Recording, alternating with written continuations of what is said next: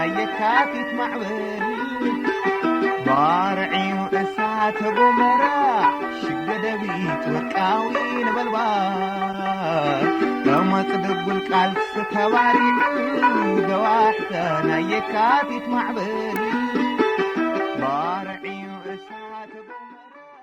شقد بيت وكاوي نبلبار سلام تعنا هبلنا كبرات تخطاتلت ميديا وين سبناو فصامتا حيزنا لكم قريبنا لنا حبيركم ناصنحوم ارستم دما كنقدم تمزابلتنا يملاس ጉዳይ ቁልፍ ዕማም ግዚያዊ ምሕዳር ትግራይ ምዃኑ ፕሬዝዳንት ግዚያዊ ምሕዳር ትግራይ ሌተናል ጀነራል ታደሰ ወረደ ተዛሪቦም ኣብ ትሕቲ ወረርቲ ዘሎ ህዝብና ሓራይ ውፃእ ዝተመዛበሉን ዝተሰደዱን ወገናትና ውሕስንኦም ተሓልዩ ክምለሱ ከም ዘለዎም ውድብና ህወሓት ኣብ ዘውፅኦ ሰሙናዊ መግለፂ ሓቢሩ ኣብ ከተማ መቐለ ዝረኣዩ ዝነበሩ ገበንን ስጋት ገበንን ብዝተወሰነ መልክዑ ከም ዝነከየ ቤት ጽሕፈት ዘፈር ሰላምን ጸጥታን ነታ ከተማ ኣፍሊጡ ኢትዮ ፎረም ዝተጋግየን ካብ ስነ ምግባር ጋዜጠኝነት ወፃእ ዝኾነ ጸብጻብ ሓሶትን ጠቐነን ክእርሞን ካብ ተመሳሳሊ ጌጋ ክቁጠብን ውድብና ህወሓት ኣተሓሳሲቡ ሰላምና ውሕስ ብምግባር ናብ መረበትና ንምምላስ ግዚያዊ ምሕዳር ትግራይ ዘይተሓለለ ጻዕሪ ክገብር ኣለዎ ክብሉ ተመዛበልቲ ወገናት ገሊጾም كبرات تخطاتلت ميديا وين زرزر تحزتهم دحرزا مسقاقريت موسيقى كغربيو كتكتاتلنا دما بخبرنا دم ويكاتي تدينا راما تصدقوا القالس تباري قواحتانا يكاتي تمعبل بارعي وإسات بمرا شقد بيت وكاوين بالبار ፕሬዝዳንት ግዚያዊ ምሕዳር ትግራይ ሌተናል ጀነራል ታደሰ ወረደ ተመዛበልቲ ናይ ምምላስ ጉዳይ ቁልፍ ዕማም ግዚያዊ ምሕዳር ትግራይ ምዃኑ ሓቢሮም ፕሬዝዳንት ግዚያዊ ምሕዳር ትግራይ ሌተናል ጀነራል ታደሰ ወረደ ነዝበሉ ምስ ኣምባሳደር ዓባይ ብሪጣንያ ኣብ ኢትዮጵያ ዳረን ዊች 15 ሚያዝያ 2017 ዓ.ም ኣብ ዝተራኸብሉ እዋን እዩ ኣብ ፈጻጽማ ውዕሊ ሰላም ፕሪቶሪያ ምውሓስ ግዝኣታዊ ሓድነት ትግራይ ምምላስ ተመዛበሉ ወገናት ምጅማር ፖለቲካዊ ዘተ ከምኡ ድማ ተጀሚሩ ዘሎ ናይ ምምላስን እግሪ ምትካልን ሰራዊት ትግራይ ቀንዲ ዛዕባታት እትዘተ እዮም ነይሮም ኣምባሳደር ዓባይ ብሪጣንያ ኣብ ኢትዮጵያ ዳረን ዊች ብወገኖም ንፕሬዝዳንት ታደሰ ዕውት ናይ ስራሕ ግዜ ክኾነሎም ሰናይ ትምኒቶም ድሕሪ ምግላጽ ግዚያዊ ምሕዳር ትግራይ ተጠናኺሩ ብምሉእ ዓቕሙ ንኽሰርሕ በቲ ግዚያዊ ምሕዳር ትልሚ ተታሒዙ ዘሎ ህዝባዊ መደባት ኣብ ምጥንኻር ምስ መንግስቲ ፌደራል ኣብ ዝግበሩ ተመዛበልቲ ናይ ምምላስ ምንቅስቓስ ንኽሰምር ሃገሮም ዓባይ ብሪጣንያ ኩሉ ዓይነት ድጋፍ ከም እትገብር ገሊጾም ፕሬዝዳንት ሌተናል ጀነራል ታደሰ ወረደ ካብ መረበቶም ተመዛቢሎም ከቢድ ህይወት ክደፍኡ ዝተገደዱ ተመዛበልቲ ወገናት ናይ ምምላስ ጉዳይ ቁልፍ ዕማም ግዚያዊ ምሕዳር ትግራይ ምዃኑ ብምሕባር ምስ ፌደራል መንግስቲ ብምምኽኻር ከም ዝስራሕን ብዝተኽኣለ መጠን ኣብ ዝሓፀረ ግዜ ንምምላስ ፍሉይ ቆላሕታ ከም ዝወሃቦም ገሊጾም ብተወሳኺ ድማ ኣብ ትግራይ ኣጋጢሙ ዘሎ ፖለቲካዊ ፀገም ንምፍታሕ ብሄራዊ ዋዕላታት ብምክያድ ካብቶም መድረኻት ብዝርከቡ ሓሳባትን ኣብ ጽንዓት ብምስራትን ብቐጻልነት ከም ዝስራሕ ፕሬዝዳንት ሌተናል ጀነራል ታደሰ ወረደ ሓቢሮም ويكاتي تدينا راما تصدقوا القالس تباري قواحتانا يكاتي تمعبل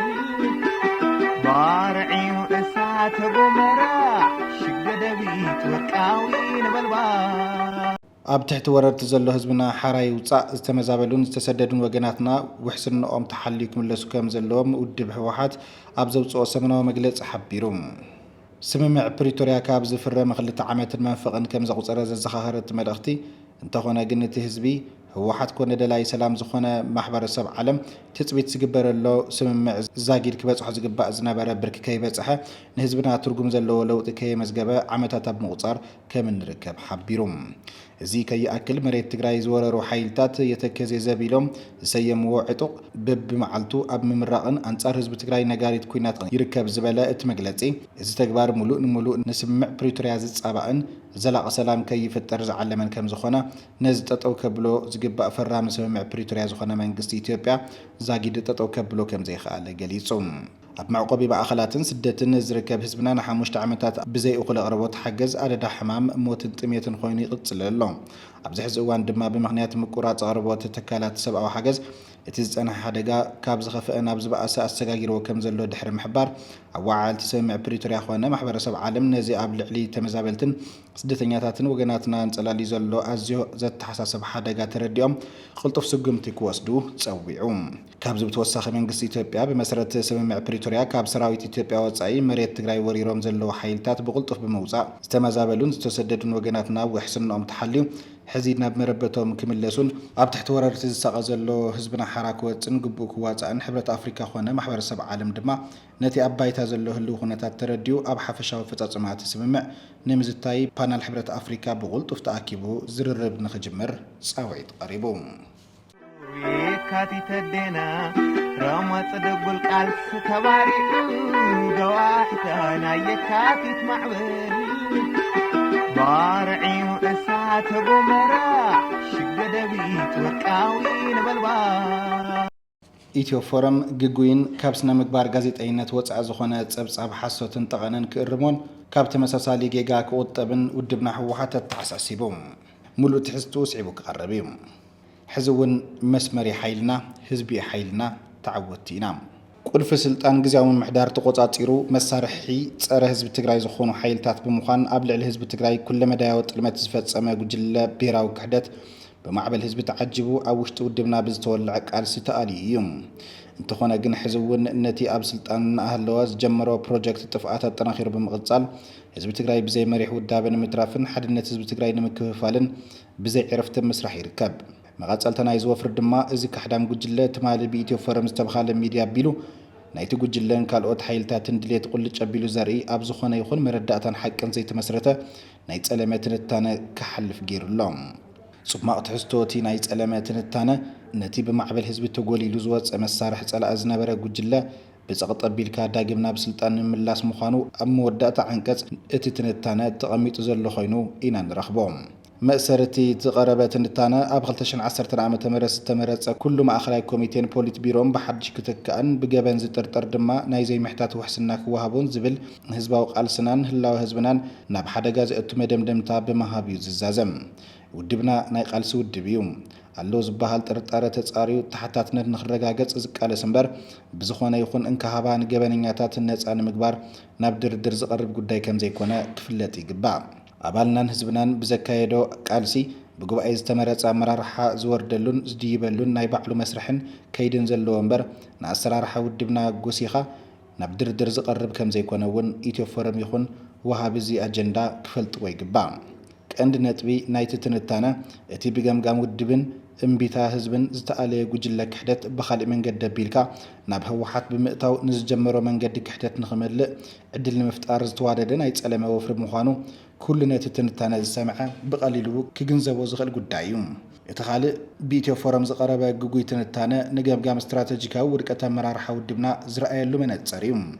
ውድብና ናይ ቃልሲ ውድብ ከም ምዃኑ መጠን ኣብ ዘይቋርጽ ከይዲ ገምጋምን ጽሬትን ዝነብር ንዘለዎ ጥንካረታትን ድኽመታትን ብዘይ ምሕረት ምስ ኣባላቱን ህዝቡን እናገምገመ በብእዋኑ እናተመዓራረየ ዝመጸ ናይ ቃልሲ ውድብ እዩ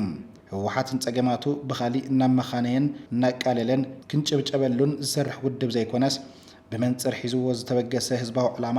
ንዓርሱ ብዘይ ምሕረት ገምጊሙ ናብ ህዝቡ ብምቕራብ እናቐረመ ዝመጸን ዘሎን ውድብ እዩ ስትራቴጂካዊ ውድቀት ኣመራርሓ ሓንቲ ንብል እቲ ጸገም ቀሊልን ስልታውን ዘይኮነ መሰረታዊ ፍታሕ ዝደሊ ስትራቴጂካዊ ጸገም ኢሉ ብመንጽር ዝሓዞ ዕላማ ስለ ዝገምግም እዩ ውድብና ኣብ ዝተፈላለየ ምዕራፋት ቃልሲ ተመሳሳሊ ገምጋማት እናካየደ ንውሽጡ ብምፍታሽ ብውሕሉል መንገዲ እናኣለየ ዝመጸ መሪሕ ህዝቢ ትግራይ ዝኾነ ውድብ እዩ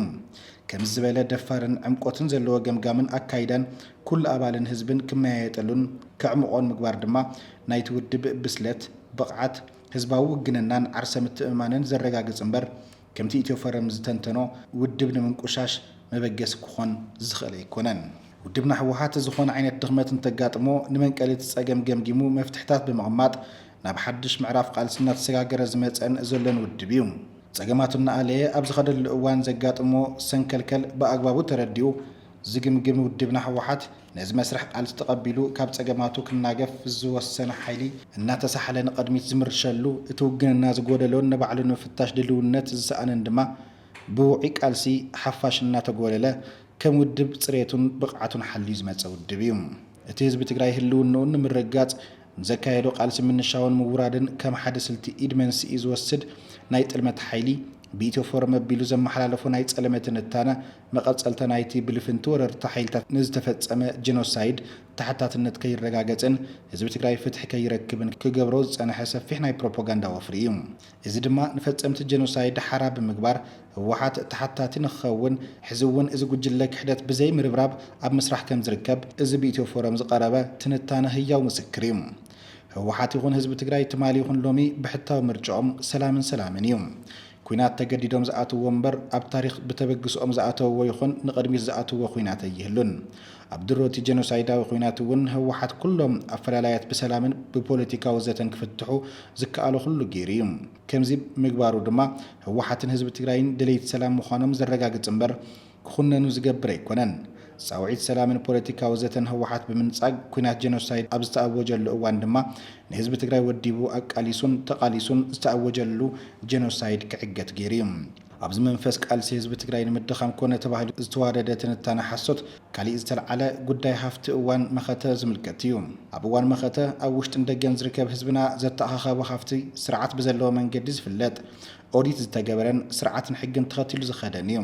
እንተኾነ ግን ኣብዚ ህዝቢ ትግራይ ዘካየዶ መሪር ቃልሲ ህልውና ሓሶት ንመሸጣ ዕዳጋ ቀሪቦም ክነብሩ ዝደልዩ ናይ ጥልመትን ክሕደትን ኣካላት ህዝብና ንምድንጋር መንፈስ ቃልሱ ንምድኻምን ዝገብርዎ ዘለው ኣጉል ፈተነ ምዃኑ ክፍለጥ ይግባእ። ዝጠፍአ ሃፍቲ ስለ ዘሎ ወይ ድማ ሃፍቲ ከይባኽን ካብ ምሕላይ ዘይኮነስ ነቲ ዘይተዛዘመ መኸተ ንምቁፃይ ዝዓለመ ሸርሒ እዩ። ኣብቲ ቅድም ኢሉ ክካየድ ይግብኦ ዝነበረን ብውድባዊ ኣሰራርሓ መሰረት ድማ ብኣግባቡ ዝተፀውዐን መበል 14 ውድባዊ ጉባኤ ውድብና መስመራት ፖሊስታትን ኣሰራርሓታትን ውድብና ንምፍታሽን ንምትዕራይን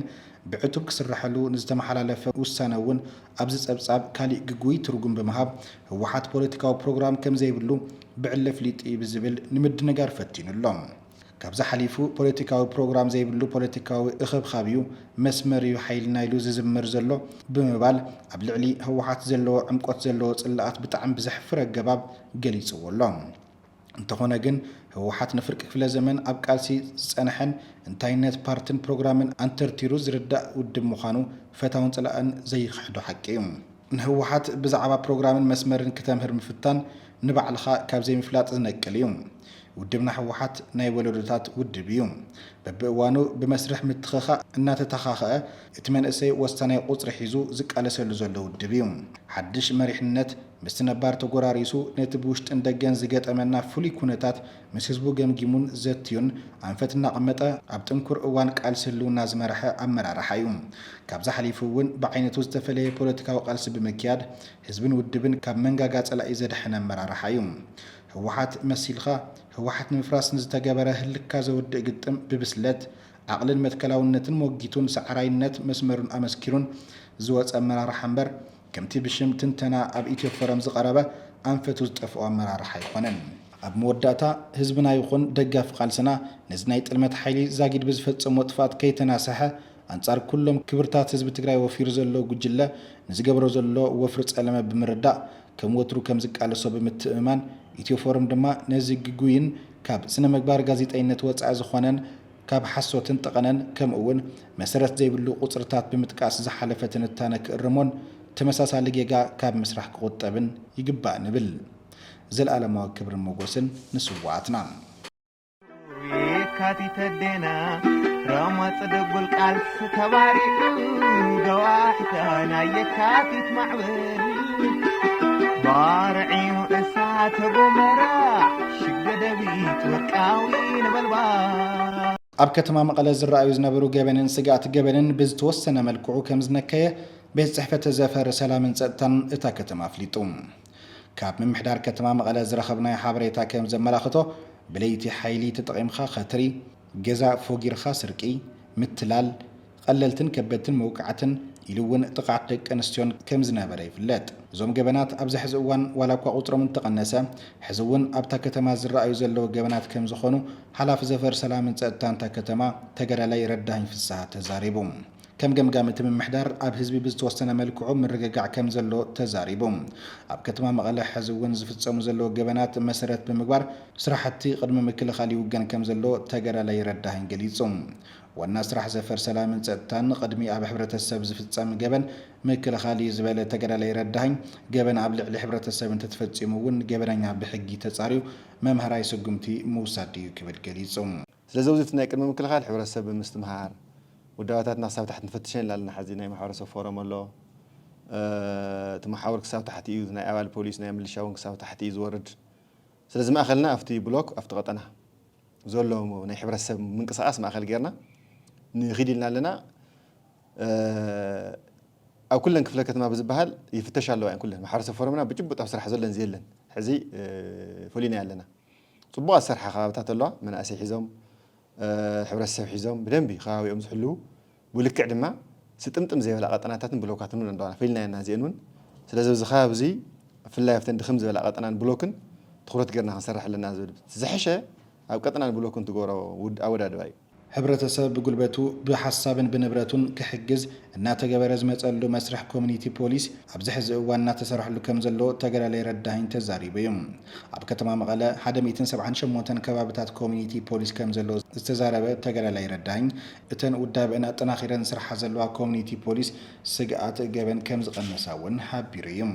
ከም ጣብያ ተወሲድና ኣብ 33 ጣብያ ተን 13 ብዝሕሸ ዝንቀሳቐስ ዓይነት ፀጥታ ኢልና ኣለና ተን 12 ድኽም ዝበላ ኣብ ማእኸል ዝመጻየን ተን 8 ብድሕሪት ከባቢና ምፂና ተን ጣብያ ኣብኡ ዘለወን በቲ ናይ ሕብረተሰብ ናይ ፀጥታ ኩነታት ብምቕናስን ብምርጋዕን መዕቀኒ ማለት እዩ ብቁሸት ደረጃ ተወሲድና እውን ናብ 78 ቁሸት ኣሎ ተን 71 ዝሕሸት ኮሚኒቲ ፖሊስ ላኸፈታ ምንቅስቃስ ዝገብራ ዝሕሸልና ኢና ምፂና ኢና ዋላ በቲ ገበን ዓይኑ እውን ርኢና ኢና ከመይ እዩ ዝኒአት ኩነታት ናይቲ ገበን ዝብሉን ፈሊና ኢና 78 ዝኾና እውን ናብ ማእኸል ገጽ ዘምጻና እየን ተን 29 ድማ ናብ ድሕሪት ከባቢ ዝመጸ እዩ ሕዚ ውዚት ኢና ርኢና እቲ ኮሚኒቲ ፖሊስ 24 ሰዓት ክፍቲ ክኸውን እዩ ዝግብኦ ግን እንታይ ኢና ንርኢ መብዛሕትኡ ኣብ ምሳሕ ሰዓት ምዕጻው ኣሎ እቲ ኮሚኒቲ ፖሊስ ተተኻኺኻ እዩ ክኸይድ ዝግብኦ ግን ምዕጻው ኣሎ ኣብ ምሸት ምቅያሩን ምዕጻው ኣሎ እቲ ኮሚኒቲ ፖሊስ ስለዚ እዚ ናይ ሓይል ሰብ ዋሕዱ እውን ኣብቲ ከባቢ ዘለና ኢና ኣብነት በቲ ስታንዳርድ ናይ ፖሊስን ናይ ኦፊሰር ምልሻን ተን ቀጠናታት ኣይትግበረለን ገና ኣብ ከይዲ ሕዚ ኢና ተኣሽም ንገብረን ዘለና በዚ ቢልና ግን በቲ ዘሎ ሓይል ሰብና ግን ብደንብ ማሕበረሰብና ንወድብ ኢልና ውስን ናብ ምርጋዕ ገጽ እቶም ዓበይቲ ከበድቲ ገበናት እውን ዝቐነስሉ ኩነታት ኣሎ ኣብ ከበድቲ ገበናት ምቕናስን ዕንወት መሰረተ ልምዓት ጠጠው ምባልን ከም ዓብዪ ስራሕና ጌርና እናስራሕናሉ ንርከብ ዝበለ ተገዳላይ ረዳሃኝ ካብኡ ብተወሳኺ እውን ሕብረተሰብና ስግኣቱ ዝቕንሰሉ መንገዲ ትኩረት ገይሩ ይሰርሕ ኣሎ ኢሉ በከንቲባ ከተማ መቐለ ዝምራሕ ጥሙር ኮሚቴ ጸጥታ እውን በቢግዚኡ እናተገምገመ ቅድም ኣብ ዝበሉ እዋናት ኣብ ጸጥታ መሓወር ዘይነበረ ሓድነት ናብ ንቡር ንምምላስ ተዋዲዱ ይሰርሕ ከም ዘሎ እውን ተገዳላይ ረዳሃኝ ኣብሪሁ ኣብ ምርዳእ ዝነበረና ክፍተት እቲ ፖለቲካ ሕመቕ ዝፈጠሮ ዘይምርዳእ ነይሩ ተቐናጂኻ ተዋዲድካ ዘይምስራሕ ነይሩ ዳርጋ ናብ ምፍራስ ዝኸደሉ ኩነታት ነይሩ እዩ እዚ እቲ ሕማቕ ናይቲ ፖለቲካ ዝወለዶ ብኦቢሉ ኣተሓሳስባ ካብቲ ጸጥታ ወፂኡ ውልቀ ኣመራርሓ ናይ ጸጥታ እውን ኣብ ዙርያ ጸጥታ ኮይኖም ክንዲ ዝምስራሕ ናብቲ ፖለቲካ ዝኣተወሉ ኩነታት ገጢሙና እዩ እዚ ብብዙሕ ቃልሲ ናብ ንቡር ምፂና ኢና ትልምና እውን ናይ ሓባር ኮይኑ ተፈራሪምና ናብ ታሕቲ ወሪድና ኢና ኣብቲ ትልሚ ፈላላይ ዝነበሮም ሰባት እውን ተብዛሓ ተጠርኒፉ ከይዱ ቅቡልነት ኣብ ታሕቲ እውን እናረኸበ ምስከረት እዚ ተግበርናዮ ኣብቲ ትልሚ ዘካተትናዮ ውሳነታት ኩሉ እውን ክትግበር ተገይሩ እዩ ስለዚ ጥምር ኮሚቴ እዚ መራኸቢ ግዚኡ ክልተ ሰሙናዊ እዩ ከም ከተማ ናይ 24 ሰዓት ድማ እንታይ ሓዲሩ እዚ ከተማ ገለጽ ኣለዎ እቲ ኮሚቴ ዝርዝር ክፈልጥ ክእል ኣለዎ 24 ሰዓት ተፈፂሞም ዝሓደርና እዚ ከተማ ከመይ ተፈፂሞም ኣበይ ከባቢ እቲ ጉድለት ኣበይ ከባቢ ተፈፂሙ ዝብል ብንጹር ዝገልጽ ጥምር ኮሚቴ ኩነታት ናይቲ ከተማ ጸጥታ ብክልተ ሰሙን ይግምግም ከምኡ ኢሉ ናብ ክፍለ ከተማ እዩ ዝወርድ ጥምር ኮሚቴ እዚ ወሪድና ኢና ትልሚ መሰረት ገይሩ ኣብ ክፍለ ከተማ ተጣይሹ ኣብ ስራሕቲ እዩ ኣብ ማሕዳር እዩ ዝመርሑ ክፍለ ከተማ ኣብ ጣብያው ተመሳሳሊ ክሳብ ቁሸት እዩ ወሪዱ ዘሎ እቲ ጥምር ኮሚቴ እዚ ጥሙር ኮሚቴ ጸጥታ ከተማ መቐለ ገበን ኣብ ልዕሊ ሕብረተሰብ ንኸይፍጸም ግንዛቤ ናይ ምዕባይ ስራሕቲ እውን ይውግን ኣሎ ዝበለ ተገዳላይ ረዳሃኝ ዝርዝር ጽንዓት ጸገምታ ከተማ እውን ተጸኒዑ ገበንን ስጋት ገበንን ዓሪኻ ንምንካይ ይስራሕ ከም ዘሎ ሓቢሩ የካቲት ደና ራማ ጽደጉል ቃልስ ተባሪዑ ገዋሕታና የካቲት ማዕበል ባርዒኑ እሳተ ጎመራ ሽገደቢት ወርቃዊ ነበልባል ሰላምና ውሕስ ብምግባር ናብ መረበትና ንምምላስ ግዚያዊ ምምሕዳር ትግራይ ዘይተሓለለ ጻዕሪ ክገብር ኣለዎ ክብሉ ተመዛበልቲ ወገናት ገሊጾም ኣብ ማዕቆቢ ተመዛበልቲ ጥዕና ጣብያ ከተማ መቐለ ረኺብና ዝዘራረብናዮ ወገናት ከም ዝገለጽዎ ሰሪሕና ዓርስና ክኢልና ንኻልኦት ወገናት ንኸውን ዝነበርና ሰባት ሕዚ ተጠወርቲ ኮይንና ክብሉ መረረቶም መስሚዖም ካብዚ ብምብጋስ ሰሪሕና ክንበልዕ ውሑስ ብዝኾነ መንገዲ ናብ መረበትና ንምምላስ ጊዜያዊ ምሕዳር ትግራይ ብሰላማዊ መንገዲ ብዕቱብ ክሰርሕ ትፅቢት ከም ዝግበረሉ ድማ ሓቢሮም ኩሉ ግዜ ካብ ኢድ ሰብ ልልመፀ ዝኾነ ጋሻ ተረአናዮ ታይኮን ይህበና ይኾን ላልና ኣብ ተፅቢት ንውዕል ኣለና መሪሩና በዚሕና እዩ ዘሎ ሽግርን መከራን ሕጂውን ሕጂ ግን ንሕናሲ ብሓቅና ውህና ኣቶ ተኾይና እውን ውሽጢ ዓራትና ገዛና እንታይ ኣለዎ ክረኣይ ክፅረግ በረኻና ክረኣይ ክፅረግ ኣለዎ ስቑና ይኮናን ክንኣቱ ኣደውዕል ኮይነ ዓይነ ኸይርኢ ዓይነ ዕውርቶ ኮይነ ብርኪ ኸይፈቕደለይ ብርከይ ኣብኒ ኣብ ዓራት ከፍ ኢለ 24 ሰዓት እናወዓልኩ ዳ እሞ ሓገዝ ለይፅላእ እዩ መተሓባበሪ መዕቆቢ ተመዛበልቲ ጥዕና ጣብያ ከተማ መቐለ ኣይተ ለገሰ ነጋሽ ከም ዝገለጽዎ ካብ መረበትና ካብ ንመዛበል ናብዚ ሰኣን ሓገዝ ድጋፍን ሕክምናን ኣብ ፀገምን ወዲቕና ንርከብ ይብል ካብዚ ፀገም እዚ ንምውፃእ ሰሪሕና ክንበልዕ ፀጥታና ውሑስ ንምግባር ናብ መረበትና ንምምላስ ጊዜያዊ ምሕዳር ትግራይ ትኩረት ገይሩ ክሰርሕ ኣለዎ ክብሉ ፀዊዖም ዓብይ ሽግር እኒአና ሕክምና ብዙሕ የለን ኣነ ሕጂ ተጠቃሚ ሽኩር እየ عجر كده ياو زي هاونا إحنا نسبل أنا باي بكل ياو تا زدليا سريحنا نخبل عيا تمريت تلي توتا تلي سريحنا نخبل عيا نحد عمها مش شهر شدي شهر حسقة منو ما يكون عمش عمتك تصورنا يحلفنا لنا سوق ونسبوا صومنا نحضر الأول صوم نحضر الساعات حلفنا يرو أو الدرجة زي دمانا صراحة ياو سريحنا نقول على الساعات يمسألنا برنتاي مو بوليسنا يخون منشانا يخون كل زلاتيو من محضرنا يخون اتيو نعنا خم حضرنا خم تنورنا ندل ካብዚ ብተወሳኺ ተደራደርቲ ኣካላት ተመዛበልቲ ወገናትና ብመረበቶም ንምምላስ ቀዳምነት ሂቦም ክሰርሑ እቶም ተመዛበልቲ ፀዊዖም ክብራት ተኸታተልቲ ሚድያ ወይን ንሎሚ ዝነበሩና ትሕዝቶታት ዝሰሙን ነዞም ዝሰማዕኹሞም ይመስሉ ነይሮም ሚድያ ወይን ሰብስክራይብ ላይክ ሼርን ክትገብሩ እናዓደምና ሰናይ ቅንያት ክኾነልኩም ትምኒትና እዩ